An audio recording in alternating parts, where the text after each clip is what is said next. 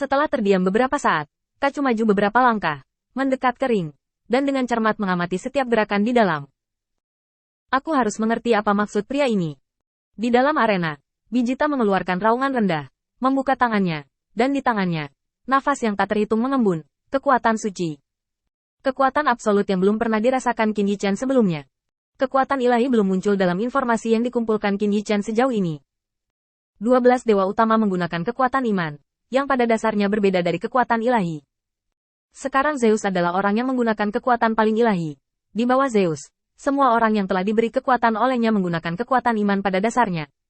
Kekuatan ilahi adalah eksistensi yang dapat membuka dunia. Hanya dengan menjadi dewa selangkah demi selangkah Anda dapat memiliki kesempatan untuk menguasainya. Karunia orang lain tidak layak disebut kekuatan ilahi. Melihat pagoda biji di depannya, Qin Yi Chen memiliki beberapa harapan di dalam hatinya. Tidak banyak orang yang berkultivasi ke tingkat dewa selangkah demi selangkah sendiri. Terutama untuk orang seperti Vegeta, sangat sedikit. Qin Yi Chen memandang Vegeta dengan penuh harap, berharap dia bisa memberinya kejutan penuh. Karena Qin Yi Chen kini memiliki semangat juang yang tinggi. Setelah Athena membantu Qin Yi Chen menyingkirkan kutukan di tubuhnya dan mencabut batasan padanya, keadaan Qin Yi Chen saat ini bisa dikatakan langsung penuh. Jika Qin Yi Chen bertemu biji pagoda setengah bulan sebelumnya, Qin Yi Chen yakin peluangnya untuk menang kurang dari 40%. Karena pada saat itu Qin Yi Chen tidak bisa menggunakan persepsinya tentang aturan dunia dengan sempurna. Membakar langit dan membakar api. Dengan raungan rendah dari biji tower, retakan yang tak terhitung jumlahnya muncul satu persatu di dunia yang dibangun dengan aturan ini. Di antara lapisan retakan, celah terbuka, dan dua rantai merah jatuh dari langit. Vegeta meraih rantai merah dengan kedua tangan, dan tubuhnya juga menjadi merah dengan gerakan ini.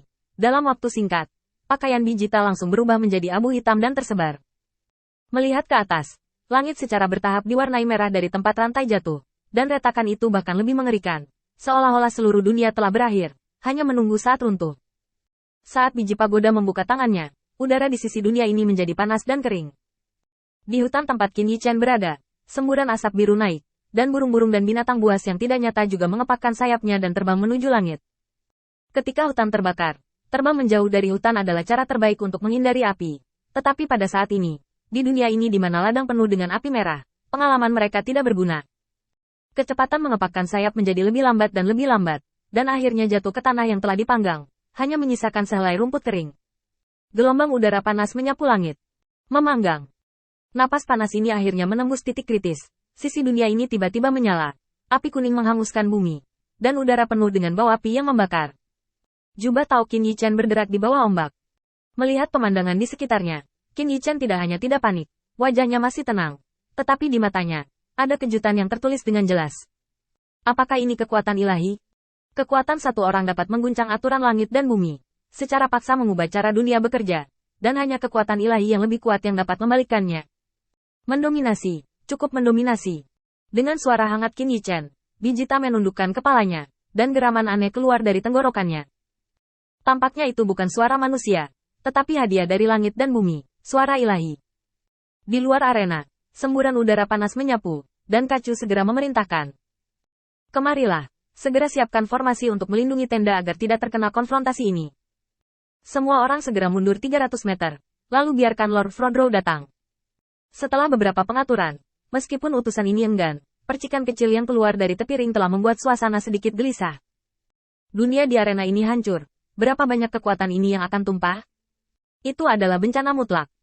Secara khusus, mereka tidak tahu kapan cincin itu tidak dapat bertahan dan benar-benar hancur. Pada saat itu, berapa banyak kekuatan yang akan terkumpul di arena ini?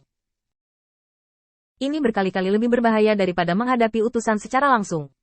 Kekuatan yang terkondensasi dan kemudian meledak. Hanya seorang jenderal seperti Kacu yang memenuhi syarat untuk berdiri di tepi ring dan memerintah. Jika bukan demi melihat adegan di atas ring dengan jelas, Kacu tidak akan mau berdiri di sini sama sekali, karena terlalu berbahaya. Tidak lama kemudian, para dewa yang hadir melangkah mundur, meninggalkan jarak yang cukup jauh, dan Kacu menatap keduanya di atas ring dengan ekspresi serius. Vegeta, kamu telah membuat bencana besar kali ini. Tujuan mengajukan akun besar di sini adalah untuk menyembunyikan fakta bahwa Mahkamah Agung secara diam-diam telah mengirim pasukan. Pada saat itu akan menjadi pertempuran yang dipersiapkan dengan baik untuk mereka, dan untuk kota pemurnian Beiyun, itu akan menjadi pertempuran.